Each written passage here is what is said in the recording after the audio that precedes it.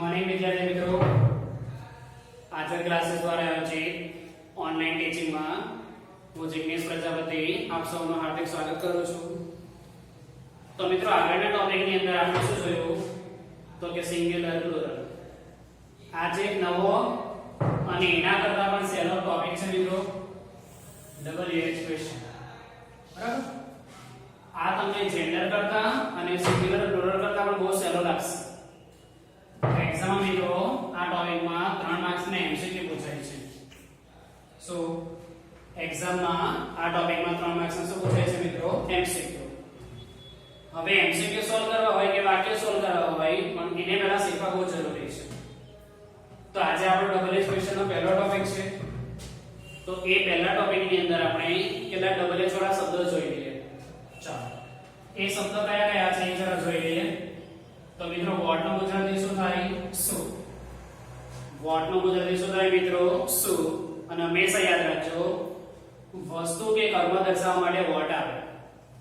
What ક્યારે આવે મિત્રો વસ્તુ કે કર્મ દર્શાવવા માટે। ચાલો બીજો શબ્દ લખ્યો છે વેન।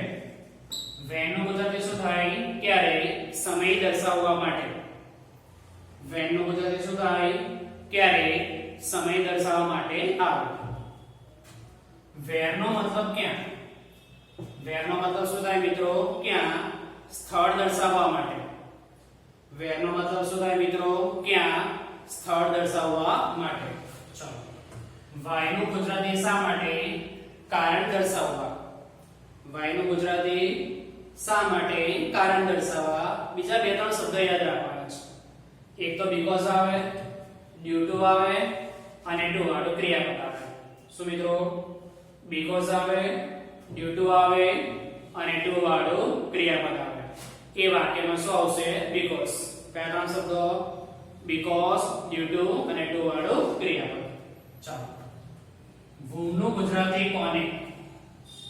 whom નું ગુજરાતી શું થાય મિત્રો કોને। ચાલો how નું ગુજરાતી કેવી રીતે। માં બે શબ્દ ખાસ યાદ રાખજો। સૌથી પહેલું કે ly વાળું વિશેષણ। હવે મિત્રો ly વાળો વિશેષણ એટલે શું તો કે બ્યુટીફુલી લખેલું હોય સ્વીટલી લખેલું હોય નાઇસલી લખેલું હોય વીકલી લખેલું હોય એ દરેક શબ્દની પાછળ શું આવ્યું ly। Beautifully weekly nicely wonderfully sweetly એ દરેક શબ્દની પાછળ મિત્રો શું આવ્યું ly આવ્યું। તો ly વાળા વિશેષણ વાળા શબ્દની અંડરલાઈન હોય। અને બીજું યાદ રાખવાનું છે કે બાય વાળો શબ્દ। બીજું શું યાદ રાખવાનું છે बाय वाળો શબ્દ। જેમ કે તમારા વાક્યમાં બાય કાર લખેલું હોય બાય બસ લખેલું હોય બાય ટ્રેન લખ્યું હોય બાય પ્લેન લખ્યું હોય બાય બાઇસિકલ લખ્યું હોય। બરાબર મિત્રો તો દરેક બાય વાળો શબ્દ અને દરેક ly વાળું વિશેષણ। સો દરેક બાય વાળો શબ્દ અને દરેક ly વાળું વિશેષણ એ વાક્યમાં શું આવે મિત્રો હાઉ। ચાલો ત્યારબાદ છે હાઉ લોંગ। હાઉ લોંગ એટલે કેટલું લાંબુ હંમેશા યાદ રાખવાનો છે આ શબ્દ સમય દર્શાવે છે। હાઉ લોંગ નું ગુજરાતી શું થાય મિત્રો કેટલું લાંબુ શું દર્શાવે છે સમય। અને હાઉ ફાર એટલે કેટલું દૂર આ શબ્દ દર્શાવે અંતર।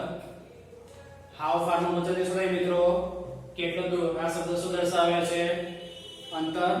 અને હાઉ લોંગ નું ગુજરાતી શું થાય મિત્રો કેટલું લાંબુ એ શબ્દ શું દર્શાવે છે સમય। અને ખાસ શબ્દ મિત્રો આવે છે બીજો એક શબ્દ હાઉ ઓફન। શું આવે છે મિત્રો હાઉ ઓફન જેનું ગુજરાતી થાય કેટલી વાર। હાઉ ઓફન નું ગુજરાતી મિત્રો કેટલી વાર।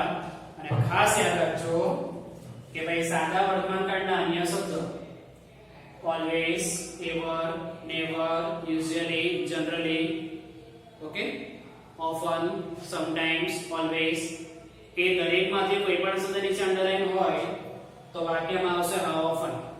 કયા કયા always ever never generally usually often every day એ દરેકમાંથી કોઈ પણ નીચે અંડરલાઈન હોય મિત્રો તો તમારા વાક્યમાં શું આવશે હાઉ ઓફન।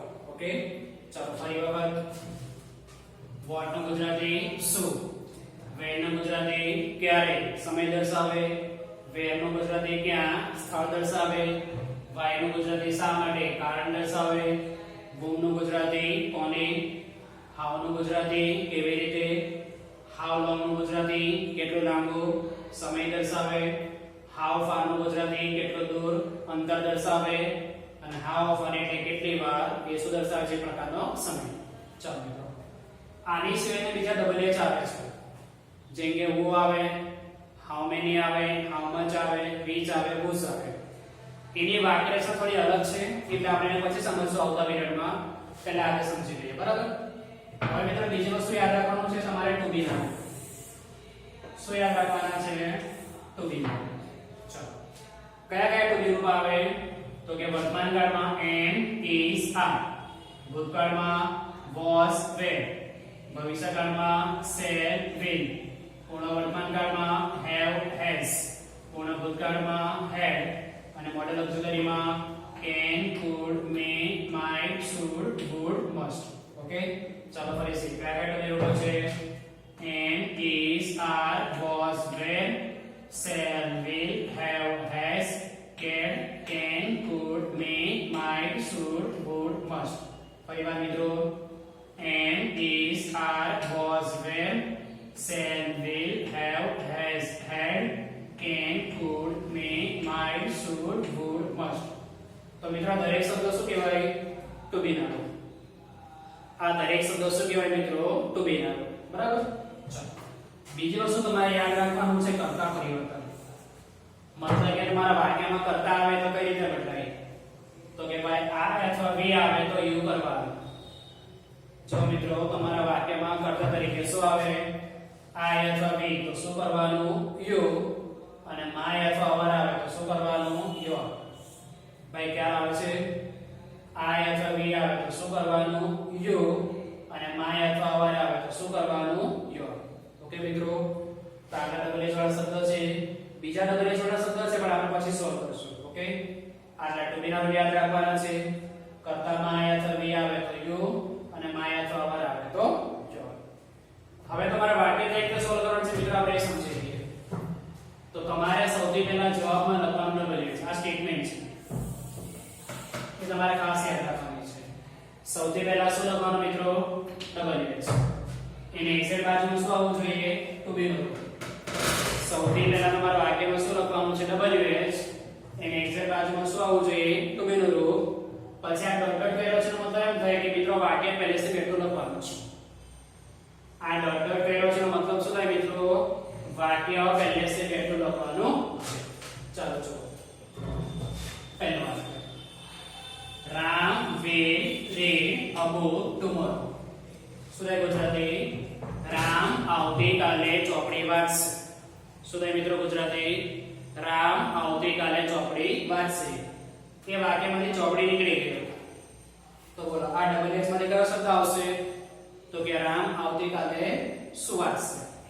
વસ્તુ કે સ્થળનું નામ આવે અથવા કર્મ આવે એટલે વાક્યમાં વોટ આવે. શું મિત્રો? વસ્તુ કે સ્થળનું નામ આવે એટલે વાક્યમાં શું આવે? વોટ. ચાલો તો મિત્રો જવાબમાં સૌથી પહેલા શું લખશું? ડબલ એચ તરીકે વોટ. તો વાક્ય રચના પ્રમાણે ડબલ એચ આવી ગયું.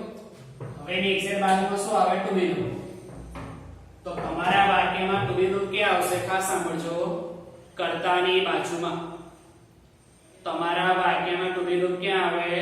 કર્તાની બાજુમાં. અને કર્તા ક્યાં આવે? વાક્યની શરૂઆતમાં. તમારા વાક્યમાં ટુ બી નું ક્યાં આવે મિત્રો?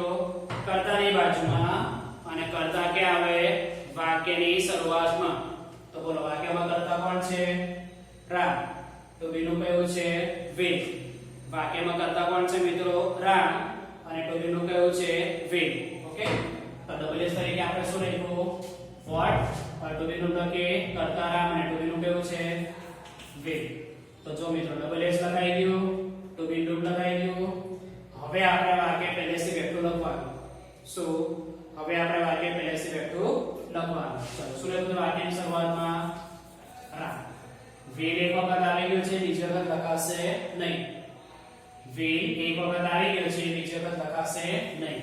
તો ચલો રામ આવી ગયું, will આવી ગયું. હવે શું લખશું મિત્રો આપણે? read. હવે શું લખવાનું? read. અને છેલ્લે શું વધ્યું? tomorrow. છેલ્લે શું વધ્યું મિત્રો? tomorrow. ઓકે તો શું આવશે? what will Ram read tomorrow. Ram આવતીકાલે શું વાંચશે? ચલો બીજું વાક્ય she can sing a song on the stage. તેણી સ્ટેજ પર ગીત ગાઈ શકે છે. શું મિત્રો? તેણી સ્ટેજ પર ગીત ગાઈ શકે છે. આ સ્ટેજને શું કહેશો મિત્રો? સ્થળ કહેવાય. તો વાક્યમાં શું આવશે? વેર. સ્ટેજને મિત્રો શું કહેવાય? સ્થળ કહેવાય. તો વાક્યમાં શું આવશે મિત્રો? વેર. વાક્યમાં શું આવશે મિત્રો? વેર. આપણે સૌથી પહેલા શું લખશું? વેર લખશું. ચાલો, વાક્યમાં કર્તા કોણ છે? સી. તો બીજું કયું છે? કેન. તો એ વાક્યમાં શું આવશે મિત્રો? કેન. સૌથી પહેલા ડબલ એસ લખવાનું. ડબલ એસ ની બાજુમાં શું લખવાનું? ટુ બી. તો ટુ બી નું તરીકે શું આવી ગયું? કેન. હવે આપણે વાક્ય પહેલા સી બેઠું લખીએ. ચાલો, શું લખ્યું છે વાક્યમાં? સી. પછી શું લખ્યું છે? sing a song. ઓકે મિત્રો, ચાલો શું એનું વાક્ય? Where can she sing a song? તેણી ક્યાં ગીત ગાઈ શકે છે? શું થાય મિત્રો? તેણી ક્યાં ગીત ગાઈ શકે છે? ત્રીજું, I have been teaching for 30 minutes.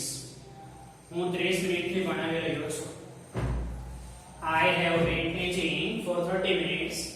હું 30 મિનિટથી ભણાવી રહ્યો છું. તો મિત્રો એ સમય દર્શાવે છે. શું દર્શાવે છે? સમય.